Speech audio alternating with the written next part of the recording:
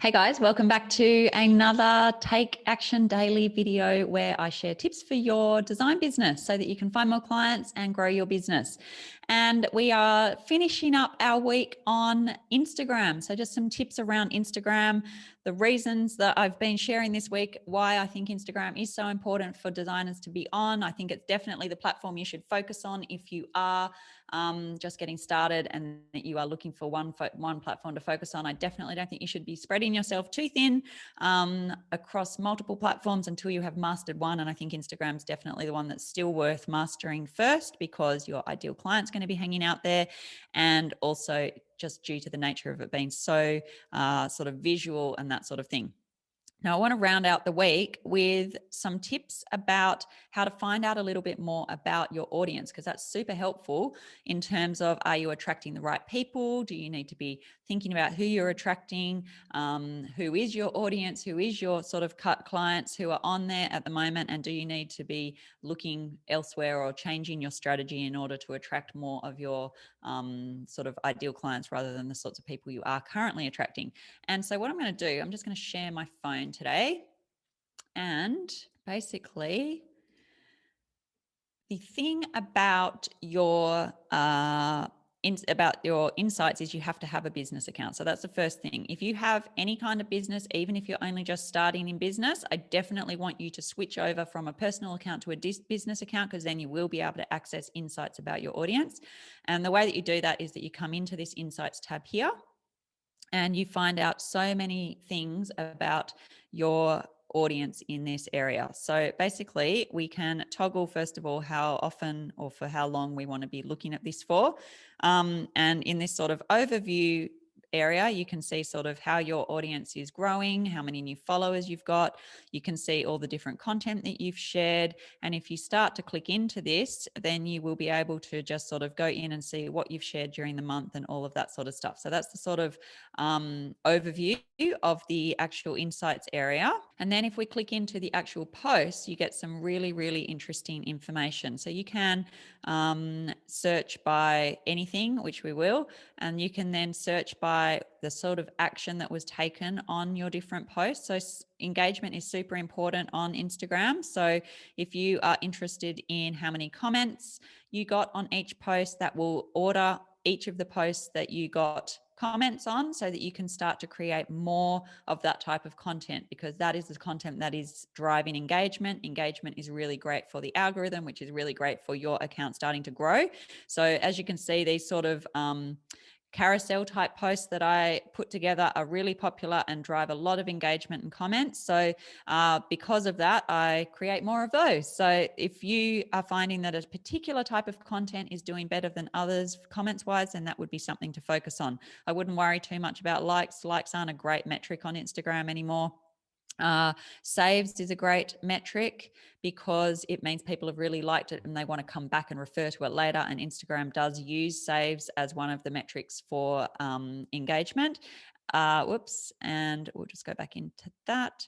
And then also the other one that's worth taking a look at is shares. So shares are really important too, because it means someone has not only really liked your post, but they've liked it enough to actually share it with their audience, which is amazing. So as you can see, again, it's my carousel posts. They all seem to do the best sort of thing. And so for me, create more of those would be the best tip. So that's that area. The other thing you would like to probably know about is your audience. So you can go here into your audience and then see all, and that will give you a full breakdown of where your audience is located. For me, I'm still very Australian based. Most of my audience, as you can see, 50% is from Australia. You can see the age range, you can see the gender, and then also down here is where you can find out when they're online. And that's something that we talked about in yesterday's video about how important it is to be posting when your audience is online. So this is where you can find that out if you don't have something like Later or something, which is a scheduling app where you can, they will sort of tell you that automatically. And I did a video on that earlier in the week. So take a look at that if you haven't seen that. And then again, you can change the sort of time period for that as well. But this is super handy because if you find, especially if you are a sort of local designer, if you find that you are attracting mostly people in the USA, but you are based in Sydney and trying to work on the North Shore of Sydney in your interior design business, then you need to do something about probably the types of hashtags you're using. You probably want to focus more on your location sharing to make sure that you're attracting more people from within Sydney or in your particular suburbs that you work in and that sort of thing. So this is very helpful because there's not really much point in you even having an Instagram account for a localized service-based business where you are servicing a local area if you are just attracting people from overseas, because unless you're planning on expanding and doing sort of online something where you're going to be able to tap into that market and that audience that you're growing, you need to be reining in the audience that you're attracting. And making sure that you're really changing the sort of content that you're sharing, perhaps the hashtags you're using, perhaps the locations that you're sharing, so that you are attracting more people in your local area because they're more likely to be potential clients for you. So I hope that makes sense. So that's why that's super handy to be able to find out about your followers and your audience and your community. So the insights area is super helpful. There's heaps of other things in there as well, but they're the quick things to just tell you about. If you are not looking at your insights on a regular basis, then you are not making the most of Instagram as a business tool. You are just using it for fun, basically. So you really need to be in there.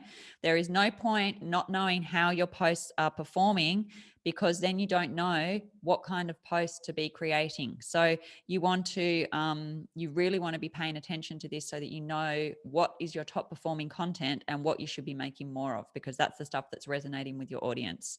So just a little tip for you today on the insights. As I said, you will need a business account for that to make that work and activate for you. So you will need to switch over to a business account in order to do that.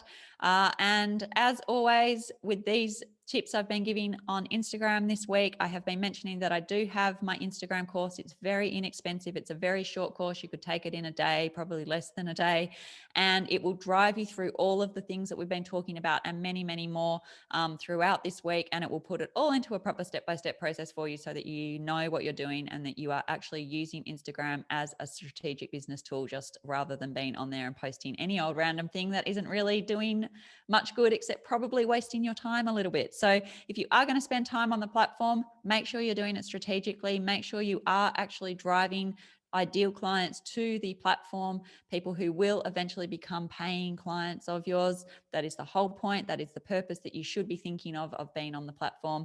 I hope the tips this week on our Instagram week have been helpful. Make sure you go back and catch the other videos if you've missed them. Please comment below if you have any questions about anything or would like me to cover off anything else. I'm very happy to help. Otherwise, enjoy the rest of your day and I'll catch you soon. Bye for now.